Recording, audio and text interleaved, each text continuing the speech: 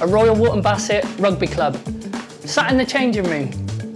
Today's guest, he has 20 years here with the rugby club. He's been the club captain for 3 of those years, can you believe it? He's made approximately 200 appearances. Ladies and gentlemen, give it up for Gavin Ougan. Thank you. He's good, he's good. So yeah, thank you for joining me today here on a Sunday in the changing room, Gavin. Cheers, no, thank you for inviting me down. Yeah, I'm sure there's plenty to see and plenty going on that people don't know about, so it'll be good for everyone to hear about it. So just give me a bit of a introduction then, Gavin, into you. You know, what drives you to play rugby in the first place? My dad played before me, so he was at Bassett for years, and he brought me along initially sort of I think it was under sixes, the first age group, and it was only touch, and I come along for a couple of weeks and didn't really enjoy it, so sort of stopped for a couple of years, went away and actually played some football. My dad didn't particularly like that. So then ended up coming back the first year of contact, so it was under nines, and then yeah, as soon as contact was involved, absolutely loved it, and I've been about ever since. So yeah, wow. Moved all the way from under nines to now, so yeah, 20 odd years as you've said. Wow, fantastic. Before, yeah. Fantastic. So I want to touch on your earlier days at Stoneover Lane as we go on with the interview, but just a quick reflection for now then, Gavin. So been a bit of a funny season up till now, so how do you feel the season's going for you personally? Personally, a bit of a mixed bag. I feel the last few games I've really started playing how I'd like to have an impact on the game that I'd like to have, and I just sort of relaxed a little bit more. You know, I think I was playing first sort of 3/4 of what we've done so far a little bit too tense, a little bit almost too worried about everybody else. So I've sort of spent the last 3 games or so just trying to focus on myself, my own game. So what about the team as a whole then, Gavin? How do you feel the team's performing? Again, 1st of September, you offer the position we're in now. You know, everyone was fearful. I think fearful sort of in anticipation of what was going to happen in the league. You know, you're into the unknown. People haven't played for 18 months, 2 years. You just have no idea.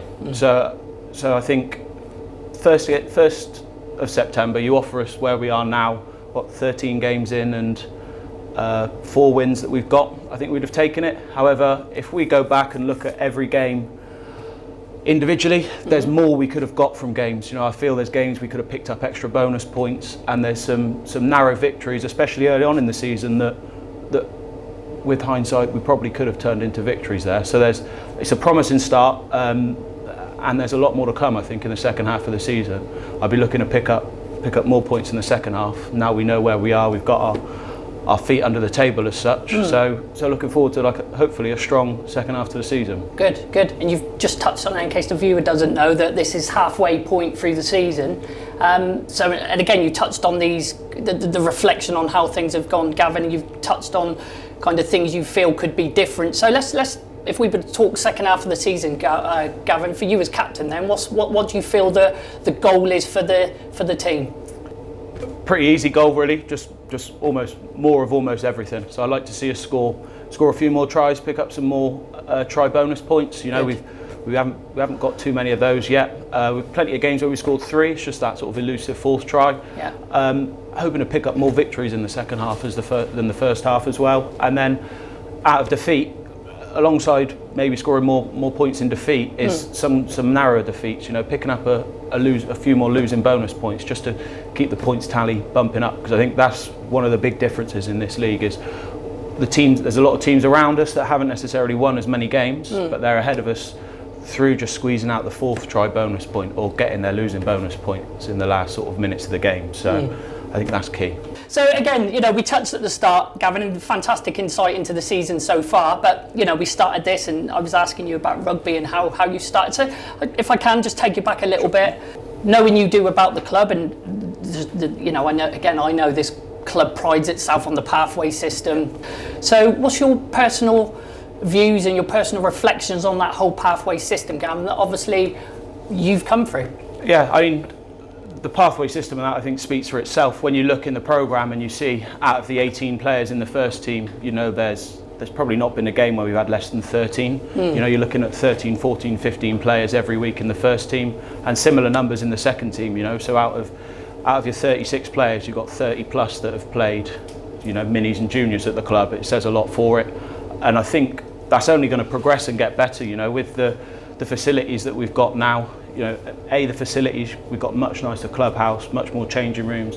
The pitches out there at Ballards are nicer than Stoneover. You know, in addition to that, more than just the facilities, the club are offering a hell of a lot for players alike. So, you know, there's time we spent with yourself before the season and last week, you know, just reflecting on how we've got on. In addition to that, we've got some great nutritional advice from Adam. He's helped a lot of the boys, and it's helped me personally to improve like my matchday performance. And then on top of that, you just have to go and look at the gym and look at that for a facility that is just unrivaled amongst rugby clubs. You know, I'd say in the Southwest, out of anywhere I've seen in the Southwest, and I'd go out on a limb and say probably anywhere within the country, you'll struggle to find an amateur rugby club with a facility like that to, you know, to help develop players. So it's a perfect environment. It's big enough so that you can train with the young ones. You know, the first team can train as a group. You can push one another on. You know, the other seniors can be in there and all try and push one another on. And then if you can get some of the Colts in that environment as well, it's just going to lift everyone's standards. So for you as captain, Gavin, young players must look up to you. If you could give one piece of advice to any of these young players who want to be where you're sat, Gav, what would it be? I'd say just work hard. That's on a Saturday or a Sunday when you're playing. You know, work hard in training and then make time to work hard outside of that. You know, there's a lot of hours that a lot of the boys are putting in outside of our traditional Tuesday, Thursday, Saturday. Whether that's, you know, we review all our game footage, which is something else I didn't mention earlier, which is what we weren't doing years ago when I first started playing seniors. But you know, you've got to put some time aside, work hard to review your footage, to improve yourself and the team, and then your own personal fitness. You know, strive to work as hard and be as fit as you can. Just a couple more things, Gavin, before I let you go. So just going back to these younger players, is there anybody we should be looking out for? Any names that kind of come to the forefront of your mind when you think this one could be the future? Yeah, there's a couple coming up through the Colts at the minute. So there's a young back row called Tommy. He's looking quite sharp. I've spent some time working with him in the gym, and he runs some good lines out there on a Tuesday, Thursday when they're training. And another one's Enoch. Currently, I think playing in the back row, but Loey's trying to convert him into a prop, into the front row, bring him into the front row union. Again, he's spent some time in the gym with him, and he's a strong lad, and he's got a good rugby brain when you see him running out there playing. So I think they're probably two of the players. Thank you, Gavin. Watching. Good catch. Oh, he's good. He is good. I'd make you my captain. That was good. So again, 2022, Gavin, you know, it's on the horizon now. We're filming this on what, the 18th, 19th of December. The county championships are back. Yeah, some summertime rugby. Good. Tell me a bit about that, Gavin, because you've got experience. If I am correct, you captained the side back in.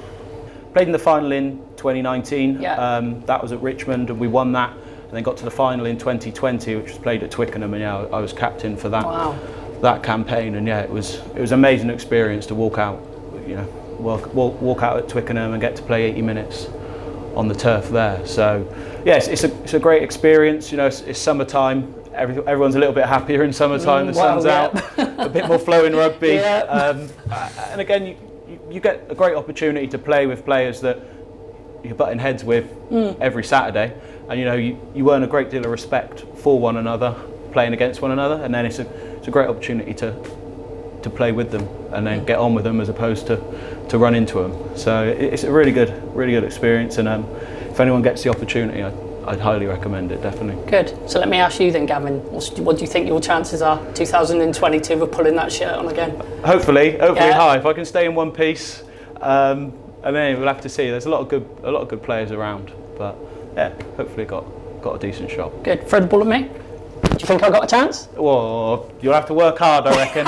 Some time in the gym, but we'll see you Tuesday, Thursday. Get you trained up, and then you'll have a chance. Yeah, but Corrie's on in EastEnders, Gavin. I can't make it. You can record them. Get them recorded. Catch up. So I just want to end up on this, Gavin. You have two options here. I either read you some Christmas jokes and you guess the answer, or we sing a Christmas song together. Christmas jokes then. This is the most important thing I had to prepare for this. You've pulled all your crackers early, Pulled have you? them all early, the family mate. aren't going to have anything on Christmas Day. They won't get anything anyway, mate. Don't worry about it. All right, Gavin. What'd you get if you crossed Santa with a detective? I don't know. What'd you get if you crossed Santa with a detective? Santa Claus.